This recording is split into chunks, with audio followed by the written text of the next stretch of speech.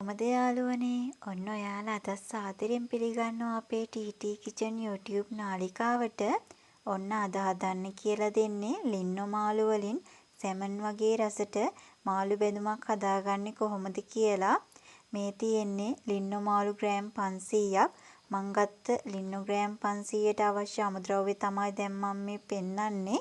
ලොකු ලූණු ගෙඩියක්, කරපිංචා, ලුණු, කෑලි මිරිස්, කුරුඳු පොතු, ගම්මිරිස් කුඩු, කොච්චි, සුදු ලූණු. ඔයාලා කොච්චි කන්න අකමැති නම් මාළු මිරිස් ඒ වගේම අමු මිරිස් එකතු කරගන්නත් පුළුවන්. තව තක්කාලිත් එකතු කරගන්න පුළුවන්. තෙල් මේසෙ හැඳි දෙකක් අවශ්‍ය වෙනවා. දැන් අපි මාළු ටික තම්බ ගමු. මාළු ටික මේ වගේ භාජනයකට එකතු කරලා ඒකට කහ කුඩු, ලුණු කුඩු, ගොරක එකතු කරගන්න. ගොරක සහ ලුණු එකතු කරගද්දී මාළු වලට අවශ්‍ය ප්‍රමාණයටම එකතු කරගන්න. මාළු වලට ලුණු ගොරක තැම්බෙනකොට හොඳට අල්ල ගන්නවා. ඒ නිසා අවශ්‍ය ප්‍රමාණයටම එකතු කරගන්න. දැන් මේ විනාඩි 10ක් අපේ තම්බගත්ත මාළු ටික ඒක වෙනත් භාජනයකට අයින් කරගමු. මේ තියෙන්නේ තම්බගත්ත ලින්නෝ මාළු ටික. දැන් ඒක නිවෙන්න තියලා අපි ඒකේ කටු ඉවත් කරගමු. කටු ඉවත් කරගනිද්දී සාමාන්‍ය ප්‍රමාණයේ කැබලි වලට කඩා ගන්න. මේ තියෙන්නේ එහෙම කඩාගත්ත මාළු ටික. දැන් අපි බලමු බැදුම හදාගන්නේ කොහොමද කියලා. තාච්චියක් හෝ ඇතිලියක් ලිපෙන් තියලා ඒක රත් වෙනකොට තෙල් මේසෙ හැඳි දෙක එකතු කරගන්න. තෙල් ටික රත් වෙනකොට අපි ඒකට කරපිංචා, ලොකු ලූණු එකතු කරගමු.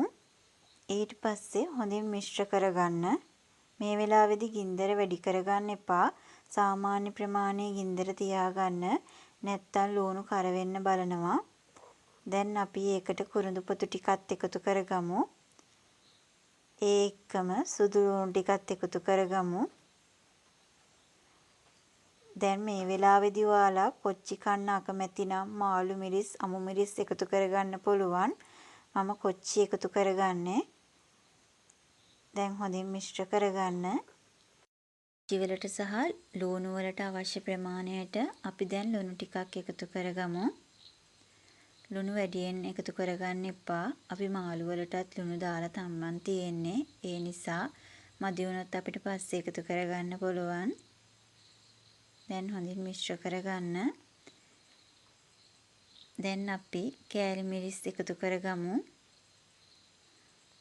ඔයාලා කොච්චි, මාළු මිරිස්, අමු මිරිස් එකතු කරගන්නේ නැත්නම් මේ වෙලාවේදී වැඩිපුර කෑලි මිරිස්, ඒ වගේම මිරිස් කුඩු ටිකක් එකතු කරගන්න. දැන් අපි තම්බාගත්ත මාළු ටික මේකට එකතු කරගමු. එකතු කරනකොට හිමීට එකතු කරගන්න නැත්නම් මාළු ටික කැඩෙන්න බලනවා. දැන් අපි දාපු අමුද්‍රව්‍ය මාළු වලට අල්ලගන්න ආකාරයට හොඳින් මිශ්‍ර කරගන්න. මේ වෙලාවේදී සාමාන්‍ය ප්‍රමාණයේ ගින්දරේ තියෙන්නේ. දැන් අපි ගම්මිරිස් කුඩු ටිකත් එකතු කරගමු. එකතු කරලා මිශ්‍ර කරන්න. දැන් රස කොහොමද කියලා බලන්න. ලුණු, මිරිස් අවශ්‍ය ප්‍රමාණයට තියෙනවද කියලා.